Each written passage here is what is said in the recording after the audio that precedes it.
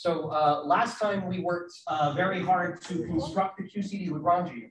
We started off with the free multi-component Dirac theory, in which we had free quarks that came in NC different colors. For QCD, NC is 3, but for basically free, we can extend this to color to cover any number of quark colors.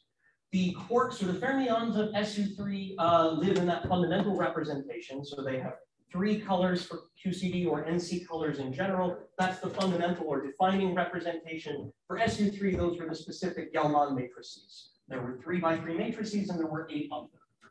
The gluons live in the 8 by 8 adjoint representation of SU3. The adjoint representation is sort of provided automatically for free by the structure constants themselves. They also satisfy the algebra. So the gluons transform in the octet representation, the quarks transform in the triplet representation, anti-quarks transform in the anti-triplet representation, and you can make whatever kind of more complicated representations of QCD you want by taking different combinations of those groups. We also talked about the advantages of the large NC limit of SUN. It's particularly helpful because large NC favors your gluons. There are NC squared minus 1 of them versus only NC of the quarks. So if NC goes to infinity, you're essentially keeping only the gluons. And not only that, you drastically simplify the color algebra, effectively reducing your SUN back to UN, which means you don't have to worry about that pesky determinant condition anymore. Once we talked about the structure of the group itself, we found the conserved currents. It's just the particle number current, just like in QED, but it's a particle number current along with a color rotation. So there's a different current for each possible color rotation you could have. And then once we found the current, then we knew how to do minimal coupling. We added that in. That gave us the definition of the covariant derivative. Once we had the covariant derivative, we were able to construct the field strength tensor. And once we had the field strength tensor, we had it all. We were able to put together the QCD Lagrangian in deceptively simple form in terms of gauge invariant interaction of the fermions with the gluons and the gauge invariant interaction of the gluons among themselves. So since we worked so hard to put this thing together, now let's apply it and do something with it. To actually do calculations with it, we have to translate this Lagrangian into the Feynman rules. Are we sharing? Yes. Yes, okay. So the Feynman rules arising from this Lagrangian are shown here. The interaction term contained in the covariant derivative, the one that couples this current to the gluon field A mu A, produces this Feynman rule. This one is pretty trivial. This one is just a simple generalization of the one that we already had in QE, where the vertex was minus IE gamma mu on the basis of the Dirac structure. The only thing that's different now is that we've added a color rotation, so the color matrix TA enters there as well. Not a big difference. From the interacting pieces of the field strength tensor itself, however, we get both the 3 gluon vertex and the 4 gluon vertex. The 3 gluon vertex came from cross terms between the free part, which involved the derivative, and the interacting part, which involved the structure constants FABC. That's why the 3 gluon vertex shows up as the color structure FABC, and it also shows up in a momentum-dependent way. That derivative that survived to contribute to the Feynman rule for this term gets translated into a factor of the momentum. So when you Fourier transform it, that derivative coupling means that you are sensitive to the momentum of the gluons coming in, and since the structure constants are antisymmetric, they have an antisymmetric dependence on the momenta as well. Finally, the 4 gluon vertex was built out of 2 of those interacting pieces. It enters at order G squared, so second order in the coupling. It's no accident that one vertex involving 4 gluons is of the same order as if you staple 2 of the 3 gluon vertices together. You can also make 4 gluon interactions by 2 of those vertices. You really only have to worry about this vertex if you're at high enough orders that you start having multiple 3 gluon insertions that start doing the same thing. The 4 gluon vertex is built out of 2 copies of the antisymmetric structure constants, and it's momentum independent because it didn't come from a derivative coupling. It just came from the certain components of the gluon field itself. So I can't jump into a calculation that uses these Feynman rules without talking about the most profound implication of what they do. The most important thing that these Feynman rules of QCD do is they transform the behavior of the beta function completely. The beta function, of course, describes the running coupling, the evolution of the coupling constant, since it depends on quantum corrections as a function of scale. As a reminder, if you have a bare particle, let's say a bare quark, then you would just have a certain amount of color charge. You would just have one parton in the system. But quantum corrections, quantum fluctuations dress this thing up. And it's not just a single quark, it's a quark surrounded by a halo of quantum corrections. Any interacting field theory will do this. And that inevitably means that the resolution that you have of all physical parameters depends on that momentum scale. Let's say 1/q sets the typical size of a measure. So if I measure at large q, then I'm really measuring at short distances. I see more of the original bare quark.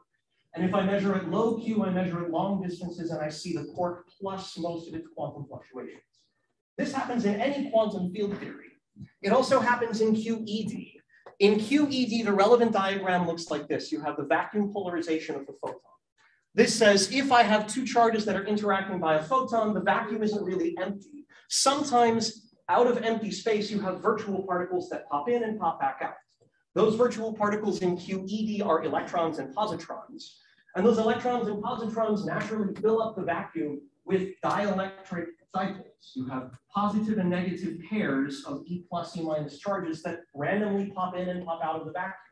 So sometimes your photon is running along and it happens to hit one of those quantum vacuum fluctuations. And it spends some of its energy polarizing that vacuum. The effect is that the vacuum contributes like a dielectric in QED. It screens the interaction of the electromagnetic field so that it becomes weaker at long distances due to more screening and stronger at short distances. That's why in QED, the beta function increases as you go to higher Q, because you see more and more of the unshielded bare charge and less of the screening from the vacuum.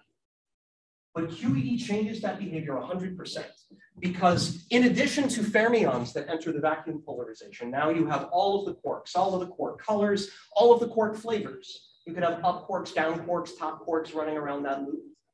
But in addition to fermions, now you have something qualitatively different. You also have the addition of gluon loops. And the gluon loops contribute very differently to the beta function. Unlike dielectric screening or diamagnetic screening in the vacuum from fermions, the gluons enter with a minus sign. They produce what you might call paraelectric or paramagnetic enhancement of the field as a function of distance. So there's a competition between screening from the fermions and anti-screening from the gluons. And depending on how many gluons versus how many quarks you have the ability to turn over the sign of the beta function from being fermion dominated and positive like QED to gluon dominated and negative. And it's not hard to figure out how many quark flavors you need. You need something really high, like 17 flavors before this thing stays positive. For QCD and for any sort of reasonable choice of those number of flavors, the gluons win. And that results in the beta function having exactly the opposite behavior. This is the most profound aspect of QCD, right? This tells you that instead of blowing up to infinity at short distances due to screening, right? You see less and less of the screening at high Q.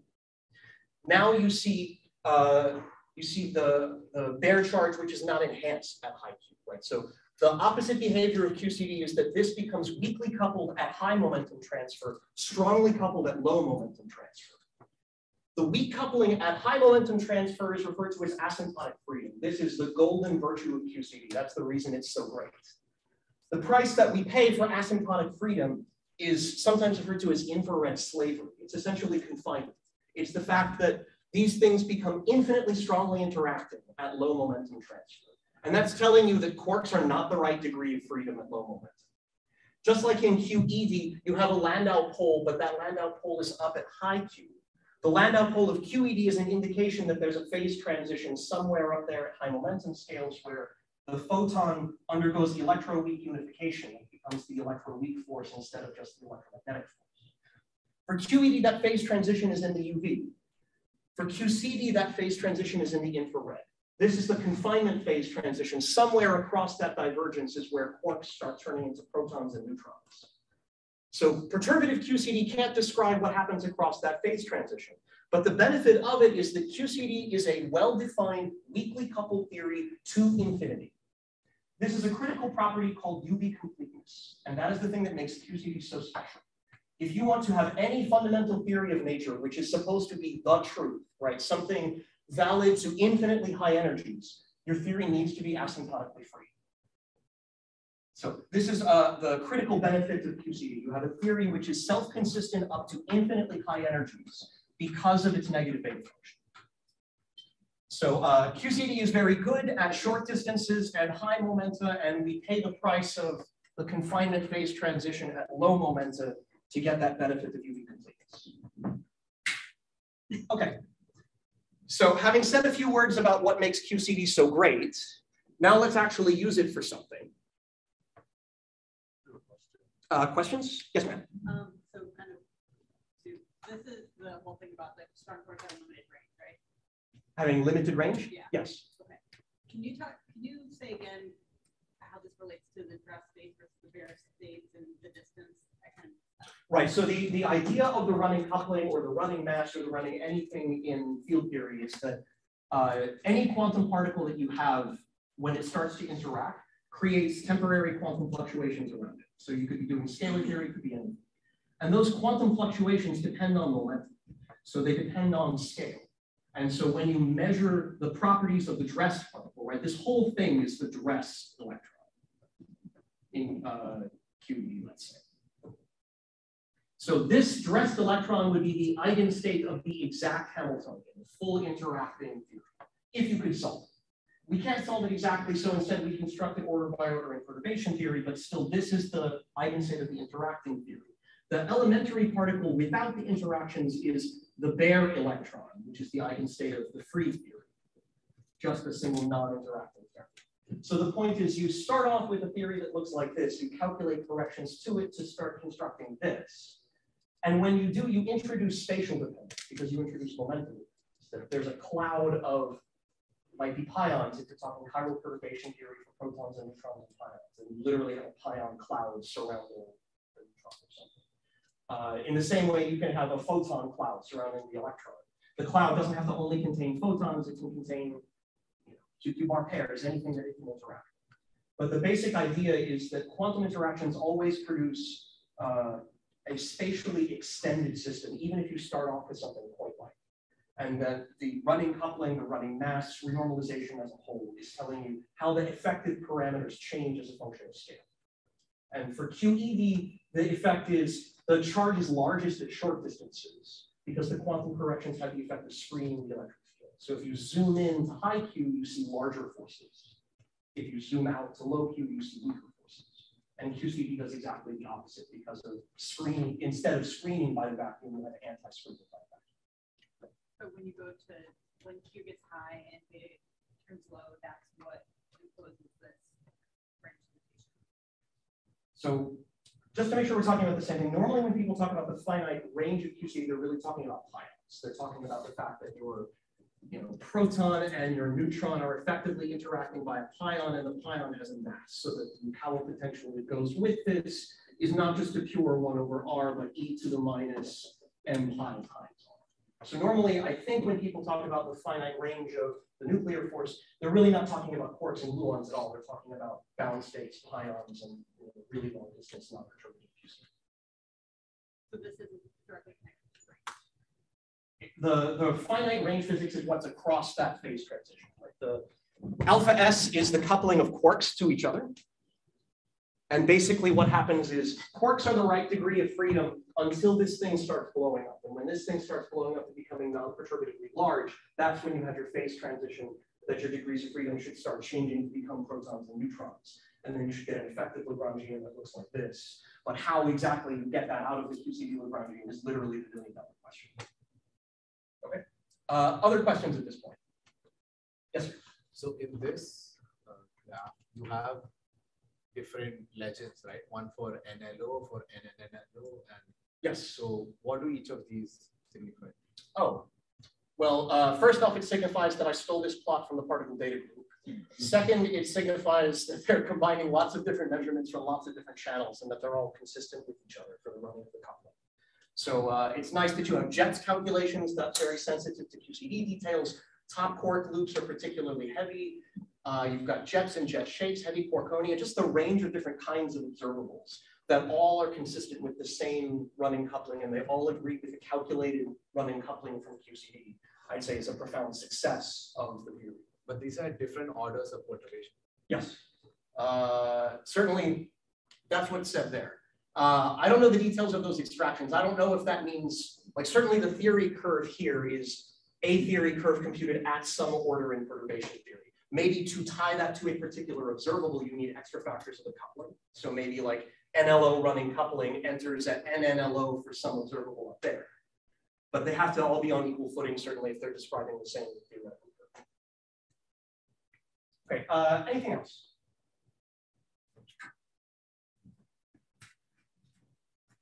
Okay, so let's step back a little bit from the grand questions of the meaning of life, the universe, and everything. And let's calculate something a little bit more concrete. It doesn't look like it, but this is our first step towards the discussion of the physics of small x. For the moment, let's just consider it as a warm-up exercise to start dealing with those Feynman rules that we just calculated. So let's try to calculate the process. Quark plus quark goes to quark plus quark, which is just elastic scattering of two quarks. In principle, there are two Feynman diagrams that I could draw in leading order. The first one involves momentum transfer by a gluon carried from, say, the projectile, which comes in and bounces off. That's then absorbed by, say, the target, which absorbs it and bounces back. This diagram is what I'll refer to as a T-channel diagram. And that's because the momentum transfer going through that gluon corresponds to the Mandelstam invariant T, which we nicely heard about yesterday. This diagram differs by swap of those final state particles, the final state quarks. That scrambles up the momentum flow. So instead of being a T-channel process, this is a U-channel process. And interestingly, it enters with a minus sign. Does anybody know why? Why is there a minus sign there? Yes, ma'am. Fermionic fields anti-commute. Exactly. It's Fermi-Dirac statistics. The fact that if I have two identical quarks in the final state, when I swap them, they have to be anti-symmetrized. So that's the reason for the sign that comes in. This is the total contribution to the amplitude. So for the moment, let's just practice those Feynman rules and set up this amplitude. The total amplitude IM is a sum of the T-channel amplitude and the U-channel amplitude. Let's start with the T-channel amplitude.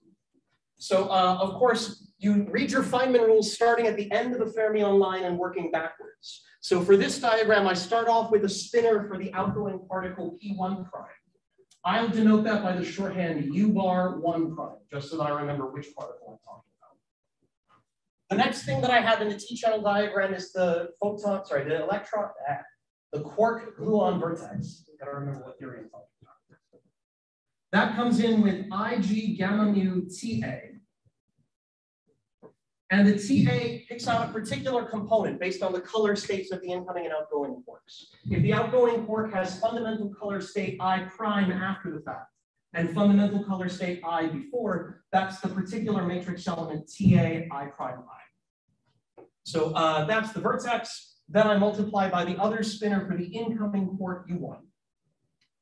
Now I do the same thing for the lower line. I have U bar of particle 2 prime. I have the vertex Ig gamma nu Tb, different color, J prime J, U2. And then I have a gluon propagator that connects them. The gluon propagator is minus I G mu nu delta AB over the momentum transfer P1 minus P1 prime squared for this diagram plus I epsilon in principle, but the I epsilon is not relevant for us here. I should specify something important here, which is that I've written the gluon propagator in a particularly simple form, which only holds in a particular choice of gauge. This particular gluon propagator comes from the choice of Feynman gauge, or equivalently covariant gauge. The propagator can look different. It can be more complicated in different gauges. I'm just choosing the simplest one so that we can work through an example country. Okay, so let's clean it up a little bit. The Feynman rules give me repeated indices. I can use the G mu nu to just raise that index nu to a mu. This is gone. The delta AB just tells me that the gluon color is the same when it's absorbed as it was when it was radiated. So that A is now the same as this A. I used up the delta AB. I've got I, and minus I. So overall, my factor is plus I, G squared. I have TA, I prime I, TA, J prime J. In the denominator, I have the Mandelstam variable T, different quantity than the generator's T here. Sorry about that. And then the remaining spinor product is U bar 1 prime, gamma mu, U1 times U bar 2 prime, gamma upper mu, U2. Make sure I can follow that factors there. Plus G squared TA, yeah, that looks pretty good. Okay, any questions on how we've employed the Feynman rule so far? It's pretty trivial to do now the same exercise for the U-channel diagram. Maybe I'll even skip writing it up on the board. You can see the only changes. Obviously, the propagator now depends on a different combination of momenta, P1 and P2 prime. So that instead of Mandelstam T gives me Mandelstam U. The only other difference is a minus sign. This minus sign is that minus sign, the fermion minus sign from interchanging identical particles. And now since I've scrambled up which final state particle connects with which initial state particle, I link up the colors differently. So I have TA J prime I and TA I prime J. Similarly, the spinors get scrambled up. I've got U bar 1 prime together with U2, U bar 2 prime together with U1. Yes, ma'am? Are you use the TAs outside of the U's because they're in a different state? Yes. So, and because I'm writing them explicitly as a given set of components. You can get yourself into trouble if you keep these things as matrices and start commuting them around. But if you label out exactly which components you're talking about, then they're just numbers and they can move to everything. Okay. So this is the starting point. You could take this and you could calculate this process in any kinematic range that you want. By the way, Archites gave us a very nice introduction to the Mandelstam variables yesterday, but let me remind you just in case you need a refresher.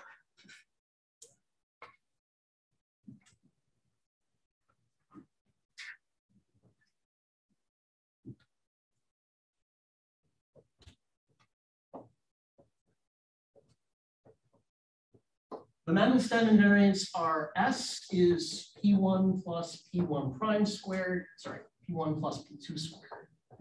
And by momentum conservation, that's the same thing as P1 prime plus P2 prime squared. Mandelstam T is P1 minus P1 prime squared, which is the same thing as P2 prime minus P2 squared. Mandelstam U is the one that's scrambled up between P1 and P2 prime, or between P1 prime and P2. You can also open up the parentheses here and express these things in terms of dot products. I will very quickly be working in the massless limit. And in the massless limit, all the squares are 0. The only thing that you have to worry about are the dot products.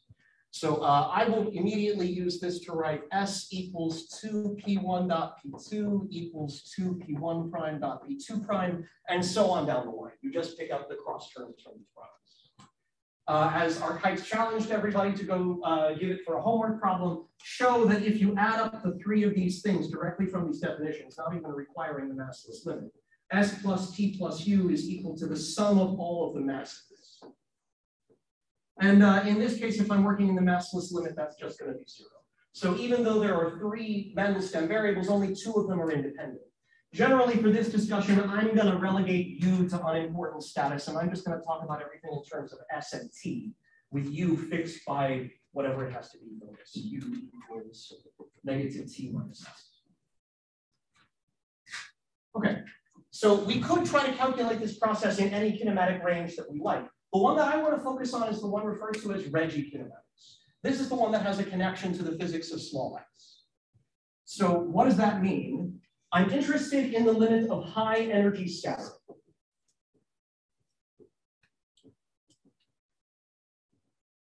What that means is I want to take the Mandelstam variable S to infinity.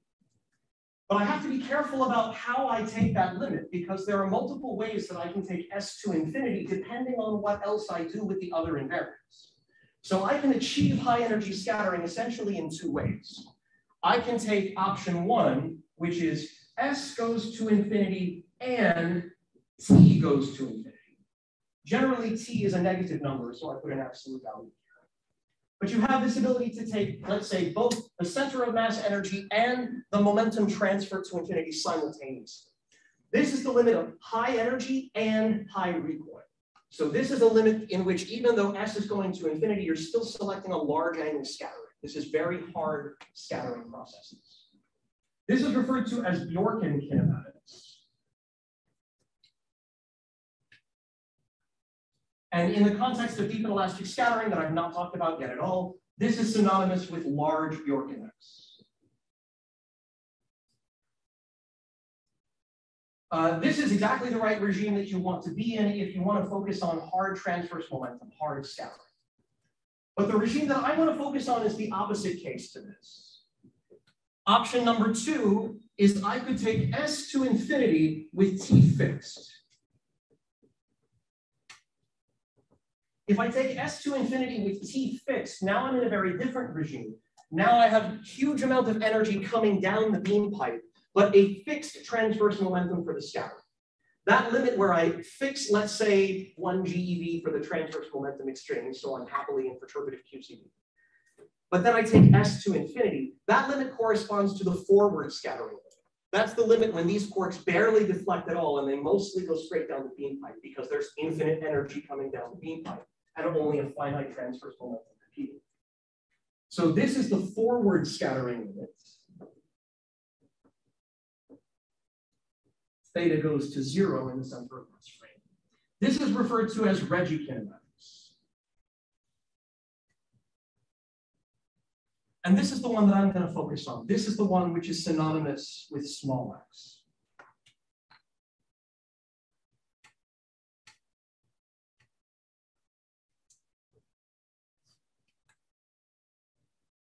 So I would like to start with this process and now simplify it assuming Reggie Kinematics. The first thing that I do is I get to kill one of these diagrams. If I take S to infinity with T fixed, what is U doing? Fixed or infinity? Infinity. U is blowing up to infinity. It's actually negative infinity, but who cares? I have 1 over infinity in the 1 over infinity for the amplitude. So my U channel amplitude is totally irrelevant for the Reggie scattering process. U channel scattering typically describes back scattering, angles close to 180 degrees. So that's exactly the wrong region to care about if I want high energies and fixed momentum. So great, I only have now one diagram that I have to worry about, and I can further simplify that expression.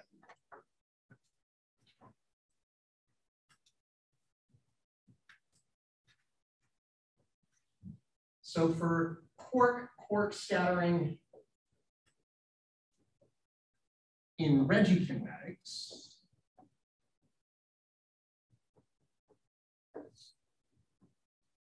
we only have the T channel amplitude, since the U channel amplitude is power suppressed. Meaning it goes like 1 over U, which means it goes like 1 over S as S goes to infinity. This kinematic suppression by a power is way more severe than suppression by some fixed order in alpha S. In the business of QCD, you're lucky if alpha S is as small as 0.3. You can make S as big as you want.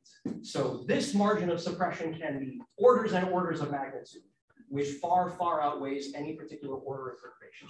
So suppression by powers of the kinematics is way more important than orders of the calculation. Okay.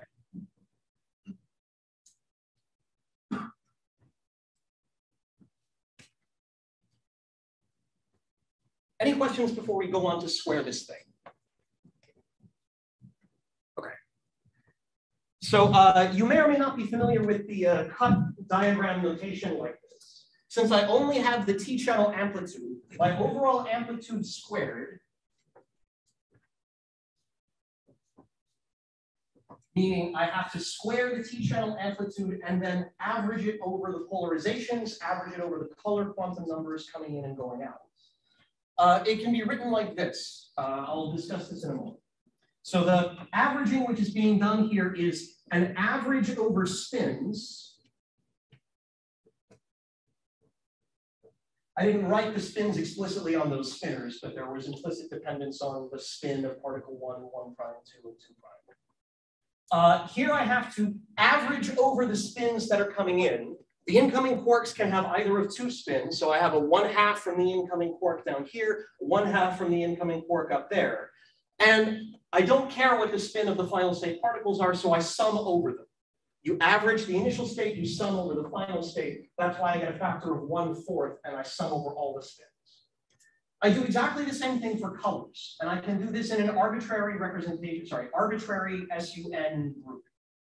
So if I'm working in SUNC, the incoming quarks can each have a color of anywhere from 1 to NC. And there's 2 quarks. Each one of those quarks comes with a 1/NC from the averaging. So I get 1/NC squared from the initial state.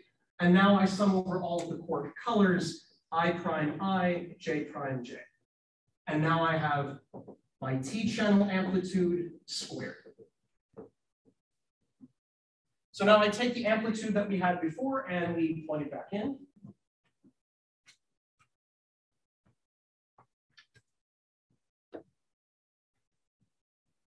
So I get 1/4NC squared, sum over all spins, sum over all colors. If I plug in the expression, I have I G squared over T, TA, I prime I, TA, J prime J, U bar 1 prime, gamma mu U1, U bar 2 prime, gamma mu U2. This was the T-channel amplitude itself, and now I have to multiply by the complex conjugate. The complex conjugate of the first factor is easy. I get minus IG squared over T. Complex conjugation also affects the generators. The generators are Hermitian matrices. So the complex conjugate of this is just related to the transpose of the adjoint. And they're Hermitian. So TA equals TA dagger. And therefore TAIJ conjugate is equal to TAJI. It's just a transpose. So when I get the color matrices with this, I get now a different color. I shouldn't reuse A. It's already summed over here. I get TBI prime, TBJJ prime. I also have to complex conjugate the spinners. You have something similar here involving taking the adjoint of that spinner product. The final effect is basically that you just swap the order of the factors entering into the spinner product. So this spinner product, 1 prime gamma mu 1, becomes U bar 1 gamma nu U1 prime, sort of swapping which end has the U and the U bar. And similarly for the other one, you get U bar 2 gamma nu U2 prime. Okay? So now I can clean up all of the factors. Let's see, I have I cancels minus I, that's good. I have overall 1/4NC squared hanging out in front. Now I have overall G to the 4th divided by T squared. My color factors now come into the color sum. So I have sum over the colors, which, let me write it explicitly, is I prime I, J prime J. This is TA I prime I times another TA I prime. And then I also have TB. Sorry, this one is TB. This is the other TA. This one is J prime J, and the other TB is J prime. And then I also have the sum over spins, which affects the spinner trace. So I get U bar 1 prime, gamma mu U1, U bar 1 gamma nu U1 prime, times U bar 2 prime, gamma mu U2, U bar 2, gamma nu U2 prime. Sorry, it's getting squeezed down here in the bottom. So the point of all of this explicit summation is that these get nicely assembled into traces. The spin traces are familiar to you already from QED. The sum over spins allow me to replace this with a trace involving the Dirac gamma matrices.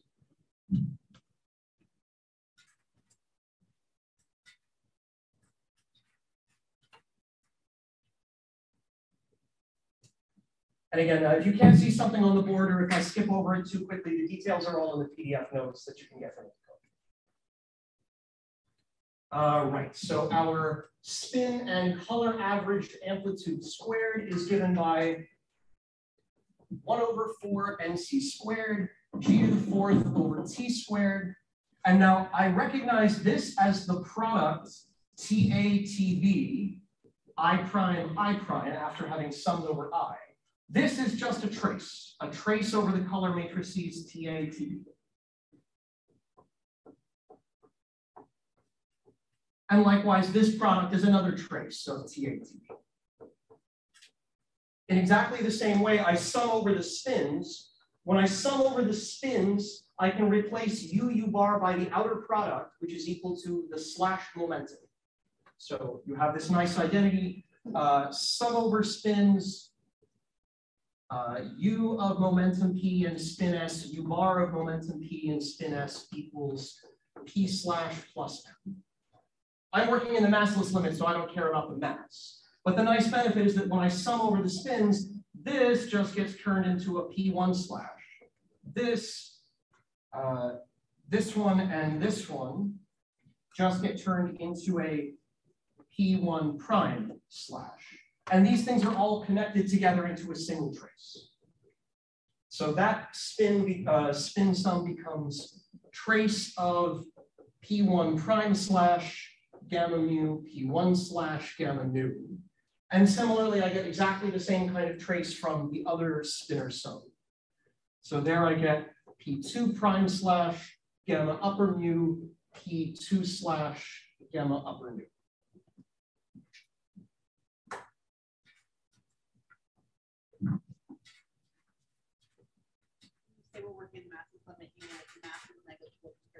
Exactly. I'm working in the limit when the energy is going to infinity, so a little tiny paltry mass doesn't matter. Okay, so let me make sure I didn't fumble a factor yet.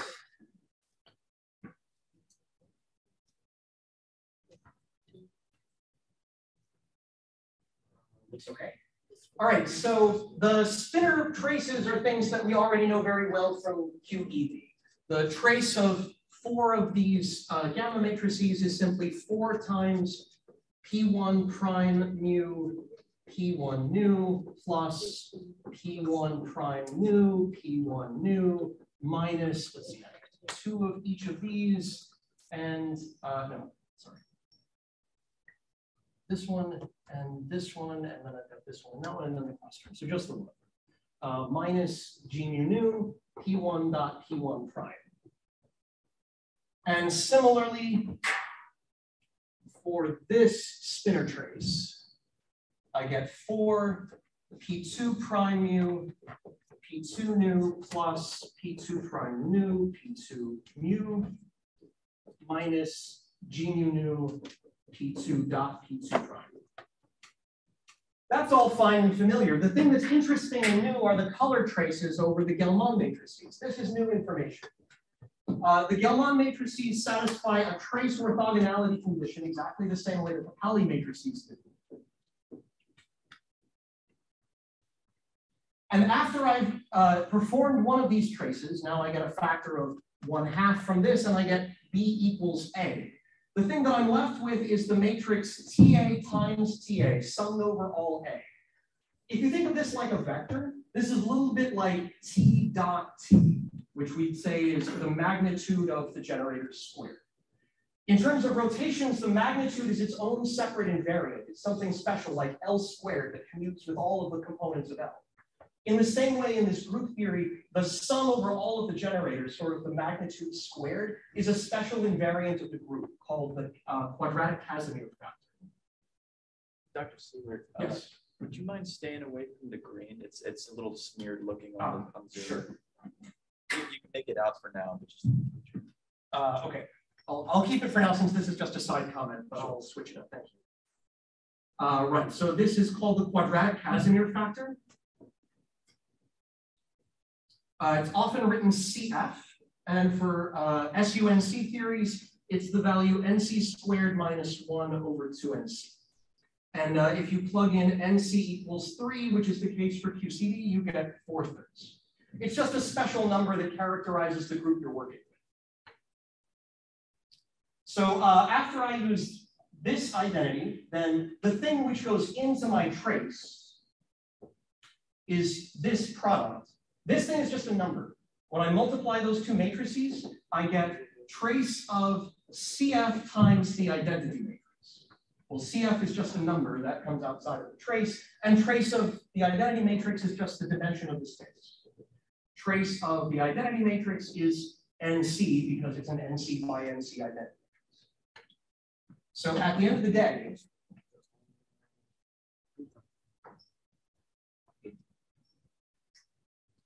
the color factor that I get is 1 over NC squared came from the color averaging. I had trace TATB, trace TATB. I use that first condition and I write it as 1 over 2 NC squared trace TATA. And then this is equal to CF times NC. So when the dust settles, my color factor is CF over 2NC. This is a very common color factor. If you start calculating various processes, it shows up all the time. This is the one for quark-quark scattering. It's just a number. If you plug this in, you have 4/3 for the case of QCD divided by 6. So this number is just 2/3, 2 lengths. Okay. So we're essentially done. We've plugged in all of the tricky parts. Now it's just some algebra to simplify it all out.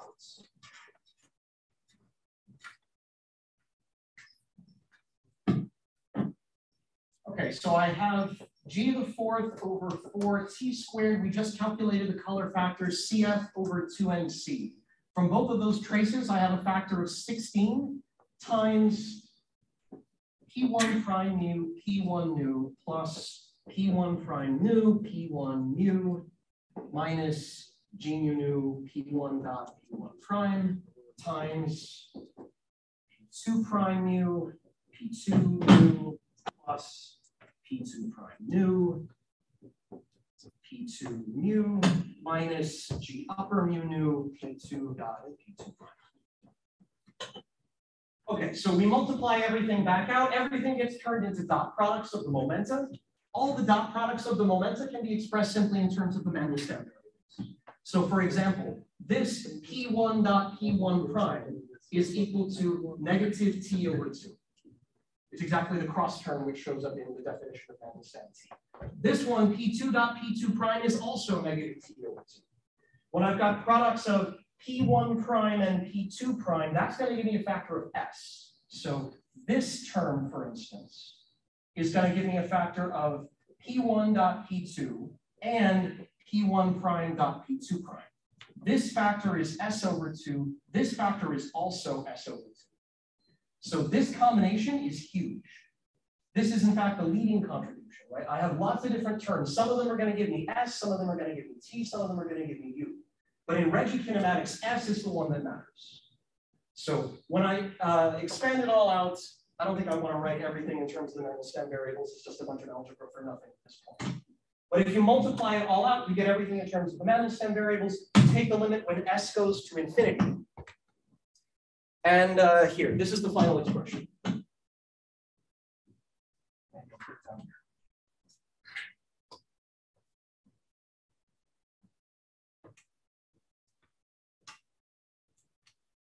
So I get 4g to the 4th, CF over 2nc, and the remaining kinematic dependence is s squared divided by t squared. Questions at this point? What was the point of having two of the same? Oh, yes, I didn't explain the cut diagram, sorry. So it's very clear to see from this level that when you write the amplitude squared, you can read off this final answer. It's a really useful way of double checking that you've done the right algebra by just applying the Feynman rules directly to the amplitude squared. So this has a simple meaning in terms of the optical theorem. We know that the amplitude squared, the thing we're calculating there, is related to the imaginary part of the forward scattering amplitude. That's exactly what's being drawn here. So because of the optical theorem, there's a 1-to-1 relation that says your amplitude squared is exactly the same thing as if I started off, say, on that top line and I started applying the Feynman rules. if I started applying the Feynman rules, I would get a P1 slash, a gamma, a P1 prime slash, and another gamma. And that's exactly what shows up here. These are the Feynman rules at the level of the amplitude squared. This is the spinor part for the upper line going across the cut, combining both the amplitude and the complex conjugate amplitude at the same time. It's a really compact way of talking about the probability as a whole, instead of talking only about the amplitude or only about the conjugate amplitude. Just one half of this would give you the Exactly. the envelope. That's right. That's correct. So this is just a visual way of applying the Feynman rules directly at the level of the amplitude squared to calculate a probability. So if you stare at that expression and you stare at the contents of those graphs, then you can convince yourself that that is in fact the color trace, which is represented in the spinor trace that's represented. Okay, so if this is the result for the amplitude squared, the last thing to do with it is to express it as a cross section. How am I doing on time, Margaret? I think we could stop? Okay. If we're ready to stop, then maybe I won't belabor the algebra of actually constructing the cross section. There's a non-trivial step where you have to plug this back in. You have the standard expression for the cross section, which has 1 over 2e1, 2e1 prime, v1 minus v1 prime. And then for each of the final state particles, you've got d3p1 prime, 2 pi cubed, 2e1 prime, all this stuff. So you've got a phase space factor for each of the final state particles. You have the amplitude squared, and then you've got the momentum conserving delta function.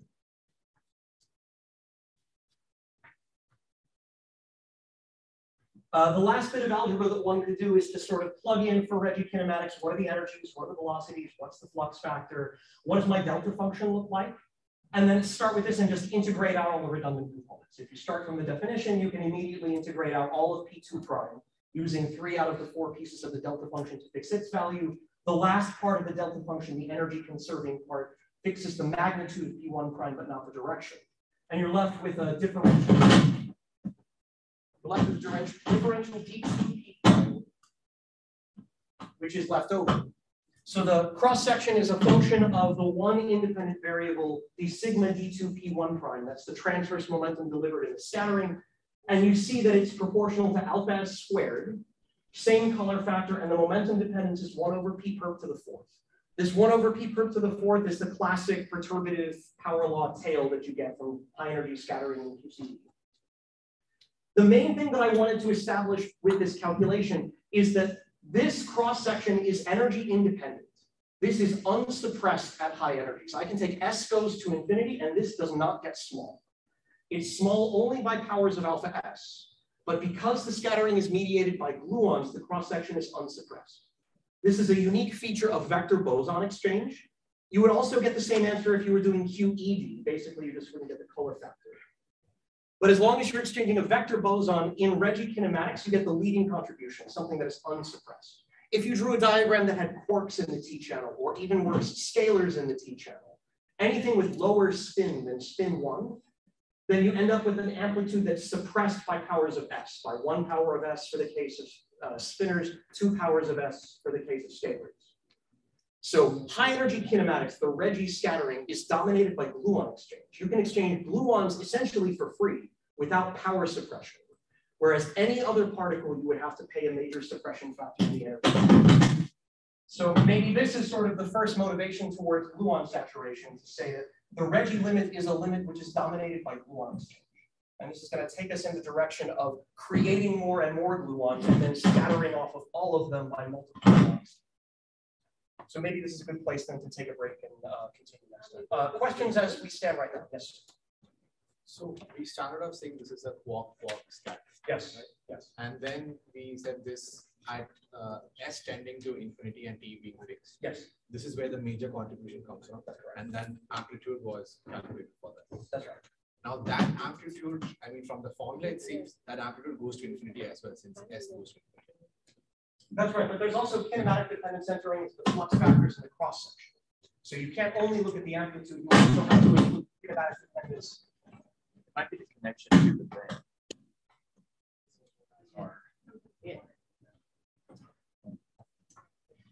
Yeah, so you're correct that the amplitude itself seems to become singular. It's a little bit maybe not obvious because you also have kinematic dependence in the spinners themselves. Right, so I think you're talking about this. You say, you know, if t is small, then this is something which is large, basically. But there's also momentum dependence hiding here in the spinors, which is quite complicated. I think if you work it all out, you'll get basically a factor of s, that this thing goes like s over t at the amplitude level, so that you get something which goes like s squared over t squared at the amplitude squared level. But when you plug it back into the cross sections, there's a factor of 1 over s squared here in the flux factors. There's a 1 over s here in front, and there's another 1 over s here. So you cancel out the large factor of the s squared, and you're left with only the 1 over t squared that gives you the correct dimensional power counting for area divided by momentum squared. Right, other questions? You said this is a feature vector boson. Yes. So here the vector boson is the one for this feature. That's correct. So there's a really beautiful demonstration that you can calculate what the energy dependence is as a function of s for any cross section, only knowing what the spin of the exchange particle is. You can write it down for any j particle being exchanged. And then you can flip it on its head and say, if I measure a cross section with some energy dependence, let me infer what is the effective spin of the particle that caused that cross section.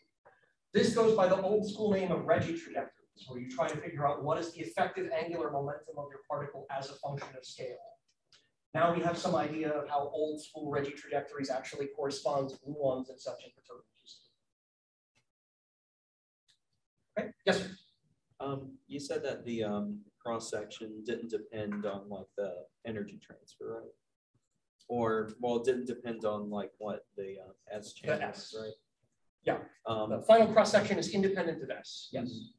So is that so does that also mean that's independent of Q squared? Because like at higher, yeah, because I imagine if you have like a greater, as I assume that the, if your energy is going up, your Q squared is probably going to go up, and doesn't the alpha S coupling go down as you? Right, so I need to be really clear here about the dictionary between the S and the T in this 2-to-2 process versus the X and the Q squared, or the Q squared and the W squared we would talk about for DIS. For DIS, the Q squared is actually analogous to T. That's the transverse momentum scale that's being exchanged. Right. And S is the W squared. That's right. So you still have essentially the Q squared dependence, but Q squared is not the most important variable here. W squared here is being taken way, way bigger than Q squared. So I would like this to be, I don't know, a GeV or so that my Q squared is perturbative, but not infinitely small. And then I want to take W squared to infinity at the same time. That's how you end up with small x. Yes? How does this say anything about the gluon saturation? This by itself does not, but the calculation we're going to do next will. This is the lowest order calculation. Quark goes to quark. The next one is quark goes to quark plus blue.